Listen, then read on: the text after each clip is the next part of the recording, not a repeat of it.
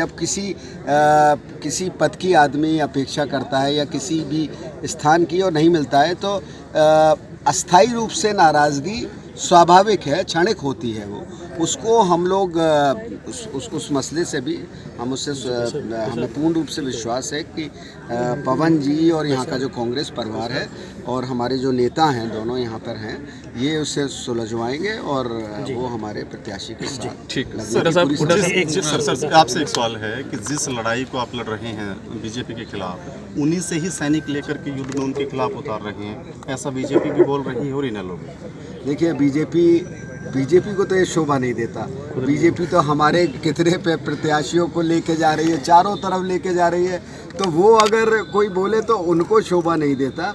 और देखिए, राजनीति है, राजनीति में बहुत सी चीज़ें होती हैं, बहुत से, और जैसा कि कहा इन्होंने, पवन जी ने किसानों के साथ अपनी संबद्धता दिखाई थी और तब इन्होंने अपना इस्तीफ़ा दिया था जब किसान आंदोलन का शुरुआत हुई थी। तो जिस मुद्दे को लेकर इन्होंने की, आज भी उस मुद्दे के साथ हैं और इन्हें ये महसूस हुआ कि कांग्रेस पार्टी इस मुद्दे पे अग्रणी लड़ाई हमारे नेता राहुल गांधी और प्रियंका गांधी के नेतृत्व में लड़ रही है। तो इन सब को सोच समझ कर ये यहाँ आए और हमने इन पे अपना हमने टिकट दिया है।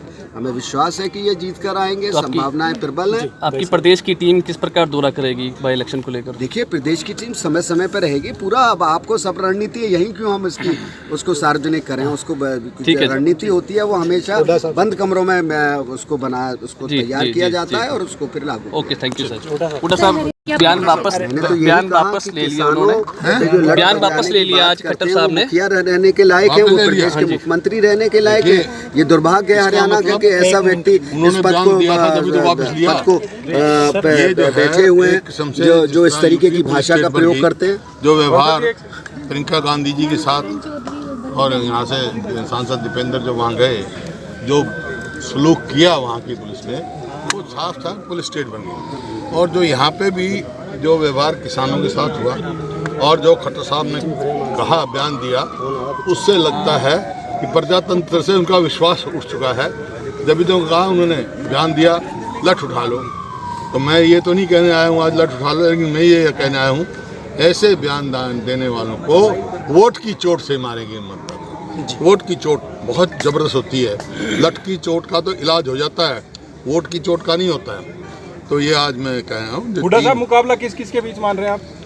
मुकाबला कांग्रेस पार्टी नंबर 1, जो दूसरे नंबर पे रहेगा वो दूसरा नंबर, तीसरा नंबर। पवन बेनीवाल को कैंडिडेट बनाया है, क्या आश्वस्त है कि इस बार कांग्रेस जीतेगी? कांग्रेस जीतेगी। जो आप जैसे कहा, एक बार पहले जीती, दोबारा भी नहीं जीतेगी क्या? दोबारा भी जीत जाएगी, फिर आगे भी जीत जाएगी। आज किस हालात में लड़ रही है कांग्रेस, आपको मालूम है कि इन लोगों को तो एक भी विधायक क्यों ये अभेजी जो हैं इस्तीफा दे के आ गए। किस बात पे दिया? 3 कृषि कानून के खिलाफ दिया।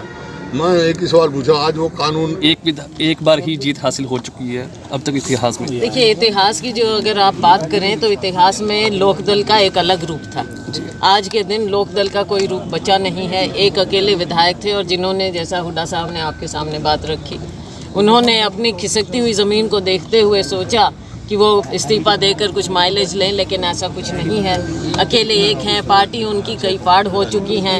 एक पार्टी बीजेपी की गोद में जाकर बैठी है, ये अकेले थे।